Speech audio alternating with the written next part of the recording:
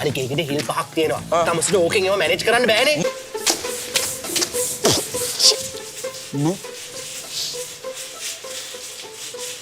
අපි අඟහරු වලට යන් මචං he said. ස්කිල් වර්කර්ස් ලට පට්ට ජොබ් තියෙනවා he said. සෑන් හම්බ කරන්න පුළුවන් he said. but alien නේ උන්ගේ අපේ උන්ගේ ගූ හොදන්න වෙයි කියලා he never said. මොනවා කරනවද මන්ද යකෝ බලපන්. කොළ පාටයි.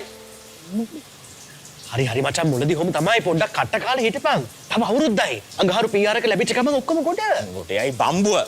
මම අර ඒලියන් ගෑණි බැඳලා කොහොම හරි PR එකක් ගන්නවා. ඒ ගෑණි තමසියෝ බඳින්නේ නැහැ. ඒකට ලෝකවල 3-4ක කොල්ල 3-4 දෙනෙක් ඉන්නවා. ඒ උනාට මම තමයි උඩින්ම ඉන්නේ. හරි? මේ අනික ඒකේ හිල් පහක් තියෙනවා. තමසිට ඕකෙන් ඒවා මැනේජ් කරන්න බෑනේ. මට යකෝ මේකෙන් විතරක් නෙමෙයි අතපය 10 9න් හරි මම මැනේජ් කරගන්නම්. තාමසේ පඬිත වෙන්න නැතුව ඉන්නවා. හරිද? අලයි තව ඔය පඬිත වෙන්න තමයි එන්න බෑ කියලා පිළිගන්න. බෑ කියලා පිළිගන්න. තව කඩනවා මම කරගන්න. වට බෑ. හරි බෑ. ක්ලීන් කරපන් දැන්. මොන මඟුලක්වත් නැහැ. EPF EDF පෙන්ෂන් මොකුත් නැහැ. අපේ අම්මද හිතන් ඉන්නේ මම ස්කෝප් එකේ මැනේජ් කියලා. ටොයිලට් හොදනවා කියලා